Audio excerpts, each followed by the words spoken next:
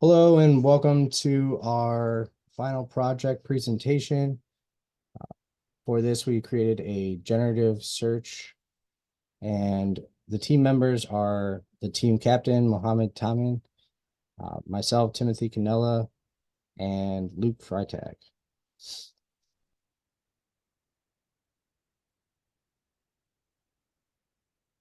All right, for this project, we created an generative search that utilizes information retrieval, natural language processing, and machine learning.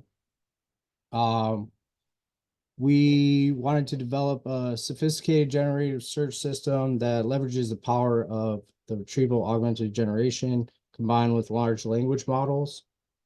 And we wanted to give the users a contextually accurate and informative responses to queries related to the CS410 Text Information Systems course. While planning out the tracks for this course, we have the data collection track. For the first part of this track, we collected the transcripts for all of the lectures in the CS410 Text Information Systems courses from Coursera. And we included the lecture headings and textual data in a structured text file. Then we utilized ChatGPT to generate questions and answers for each lecture, aiming to build a versatile data set. The goal that we wanted was to produce 10 paraphrased versions for each question while ensuring consistent answers. For track 2 in the design, development, and testing track, we created a visual workflow to outline how the system would function within the developing and generative search system. We converted questions to embedded vectors using Google Colab and Python. We developed code to transform questions from a question and answer dataset to context-enabled vectors. We also created a online generative search module. It accepted users' input, pre-processed it by converting it into an enabled embedded vector, performed a search to find the most similar questions within the embedded questions using cosine similarity metric. And then the system retrieved the corresponding response utilizing a large language model along with a prompt engineering technique to generate an answer based on the gathered context. Within the testing portion of this track, we conducted thorough testing to ensure the functionality and accuracy of the generated search system. For track 3, which was the results evaluation track, we created a set of 50 questions for evaluation. 25 of these were identical to the question and answer dataset, focusing on assessing false and negatives. And the remaining 25 were unrelated, aimed at evaluating false positives. For the quantitative evaluation, we utilized Python. A cosine similarity analysis was conducted between the response and the generated response for the initial 25 questions related to the course.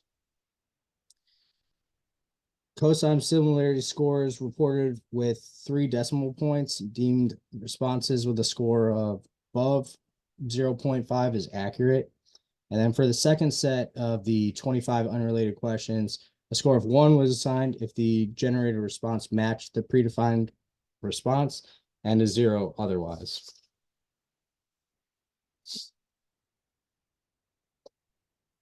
For task 3 within that, we had the qualitative evaluation. This phase involved a manual review of the 50 questions and responses by the team members, and accuracy and relevance of the generated response were assessed in comparison to the response. And finally, we had the track 4, which was reporting. We prepared the progress report, created the final report, and now are conducting the presentation. Here's a flowchart of the system design for the offline process, online generative search module, that goes through the design. For the functionality or the function of the code, there's 3 Python notebooks for the project. In the first project, or sorry, the first Python notebook is the build vectors notebook. It reads in the TIS question and Q&A CSV. Utilizes BERT sentence transformer to convert questions into embedded vectors. And the output is the TIS embedded Q&A CSV. For the second notebook, it's the generative search development evaluation. It reads in the TIS embedded Q&A CSV. It randomly selects 25 questions related to the CS410 text information systems. Another 25 related questions for evaluations generated. This is where the generative search function comes in, and the output is the quantitative evaluation CSV and the qualitative evaluation CSV.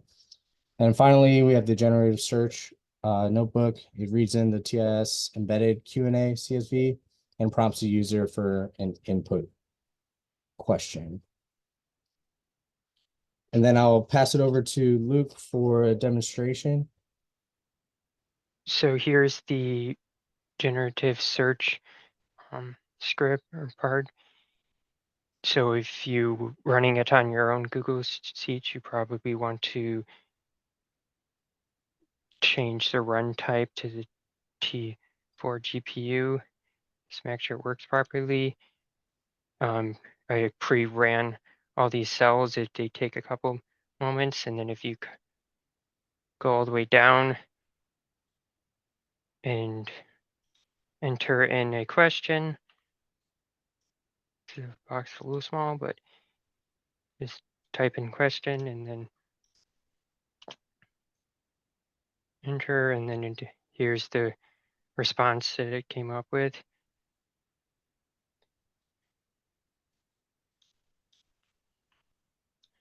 And then if you were to run it again and ask a question that does not relate to your science topic, it will come back and say, sorry, couldn't come up with a topic response.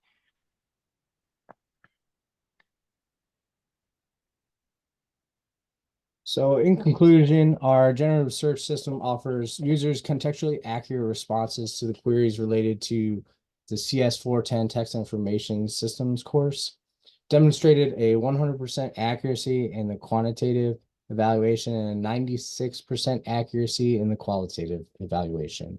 Some of the things looking towards the future of this, we would like to address the challenge of reducing large language model hallucinations and in experimenting with parameters such as temperature during response generation that can lead to improvements in response quality.